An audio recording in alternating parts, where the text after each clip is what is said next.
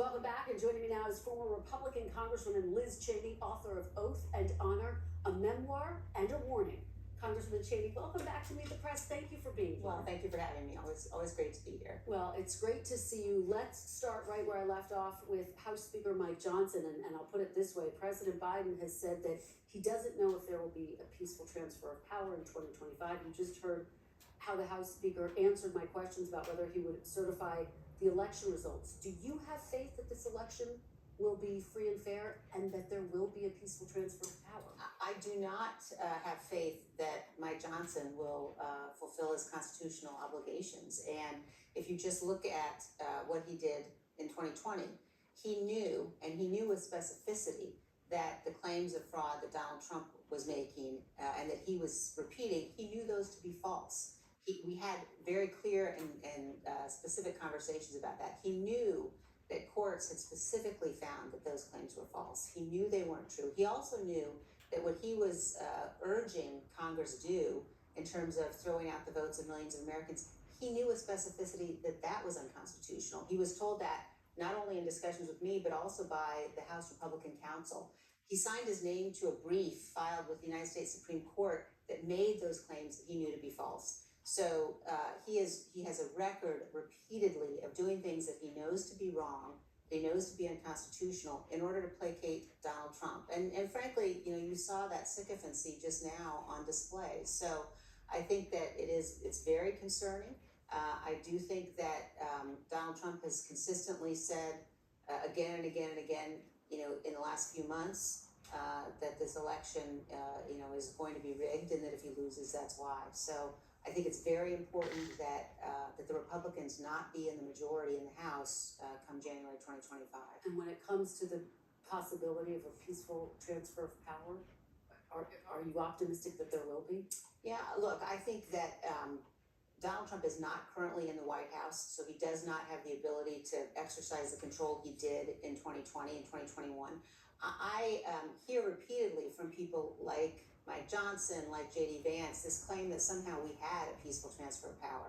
Donald Trump sat and watched for over 3 hours while our Capitol was brutally attacked by a mob that he sent there, while police officers were brutally beaten, and Donald Trump refused to tell them to go home for over 3 hours. So anybody who is interested in the truth ought to go look at those videos. We did not have a peaceful transfer of power in 2021. Just this week, Senator J.D. Vance was asked 5 different times if Donald Trump lost the election. He refused to say yes. Polls show that millions of Republicans share that same view. How do you really reach those voters, those Republicans? Yeah, I think, Kristen, when people write the history of this period, the Republican elected officials who know it's false, who continue to spread the lie, will be among those who are shown to just be really complicit in this attempt to unravel the republic. And so they are spreading this lie. They know it isn't true. If we are going to be a nation of laws, we abide by the rulings of the courts. And Donald Trump had the opportunity. 61 out of 62 courts ruled against him.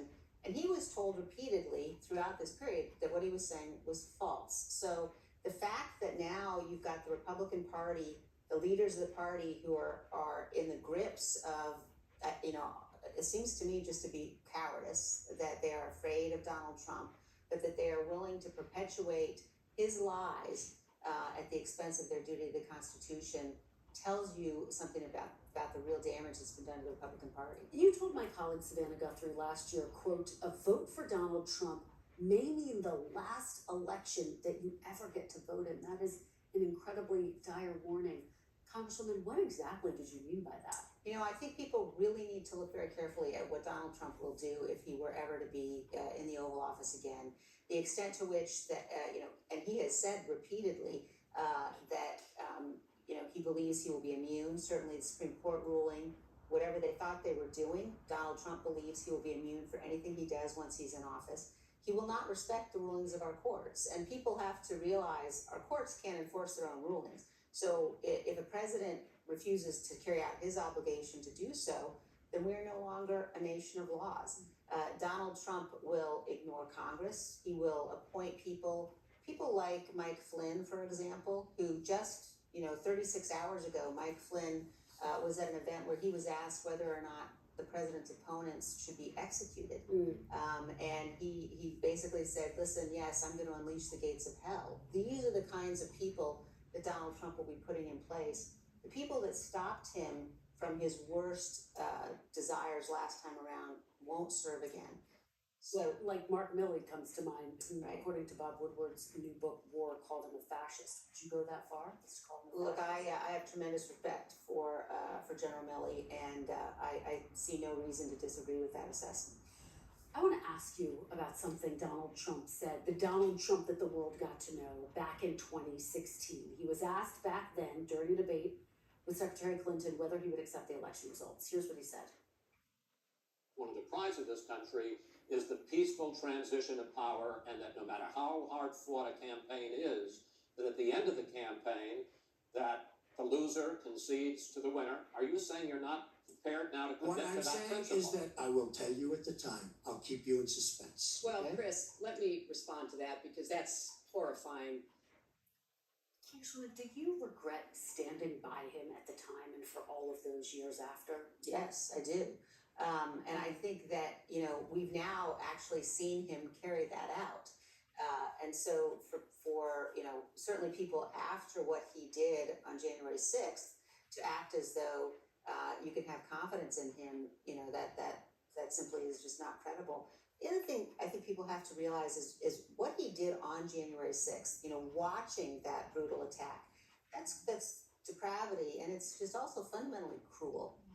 It's the same kind of thing that drives him to lie to people about where they can get hurricane relief. I mean, think about the fact our fellow citizens are in dire straits, they're in dire needs, people's lives are at risk, and he's lying to them for his own political gain about where they can get relief. That kind of cruelty makes somebody unfit for this office. And the Supreme Court has now ruled that he has immunity for official acts that were taken while in office. I'm curious, Congresswoman, do you still have faith and confidence in the Supreme Court?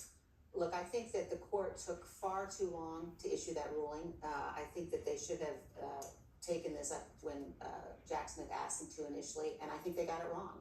And I think that Justice Sotomayor, in her dissent, in the description that she gives of the danger that Donald Trump poses, she got it right. Now, I'm a conservative. I'm somebody who has supported those Supreme Court justices in the past. Many of them are friends of mine. Actually, Justice Kagan was one of my professors in law school, my favorite professor in law school. But I know the conservative justices too. But I am deeply concerned about things like the role that Ginny Thomas played, and Ginny Thomas's continued refusal to say that she accepts the rulings of the courts. So, and I'm also concerned about, the flag flying upside down at Justice Alito's home. I think that's indefensible. Have you lost faith in them, though, Congresswoman? I think it's very important that the courts stand apart from politics. I do have some real concerns about recent activities and rulings, but I think we need our courts, both our Supreme Court as well as the lower courts, to play the kind of role that we've seen, frankly, the vast majority of judges play since January 6th. Back in 2020, you said Kamala Harris, when she was announced as President Biden's running mate, you called her a radical liberal whose policies, quote, are completely inconsistent with what most Americans believe in and stand for. I know that you don't view this as a policy election. You've been very clear about that. But are there policies that Kamala Harris supports that you also back? Absolutely. And I would say the extent to which, she and I certainly have had our disagreements. But when you look at the whole range of issues, for example, with respect to support for Ukraine, with respect to the fact that, she is saying that the United States has to lead in the world, Donald Trump is embracing tyrants. Donald Trump loves tyrants. He idolizes them. J.D. Vance and Donald Trump both support a very isolationist foreign policy and an erratic and a chaotic foreign policy that will leave us much less safe. Do you regret any of the language that you used to describe Harris and Biden at the time? They would dismantle our freedom, destroy our history, the type of language you're using now about Donald Trump? Look, I think certainly those were harsh things that I said. I think that they reflect absolutely that we had a policy disagreement on a series of issues. But I also think that's why it's so important for people to focus on the fact that I am supporting her now, and that there's such a broad coalition that's coming together to support her. And it's on who she is, on the fact that she will lead with a sincere heart, on the fact that she is somebody who's dedicated her life to public service, and looking at what Donald Trump poses, the kind of chaotic, absolute depravity that he would bring if he were ever to be elected again. Congresswoman, do you still consider yourself to be a Republican? And can you take us inside the conversation you had with your father when he decided to vote for Kamala Harris? I'm a conservative. Not a And Republican? I'm a conservative. I am not a member of this, do not consider myself a member of Donald Trump's Republican Party. And, you know, my father and I speak every day, and he has really, you know, from the very beginning of this process, understood as much as I do, even more in the beginning probably, the threat that Donald Trump poses. And so, you know, this was not any kind of a surprise.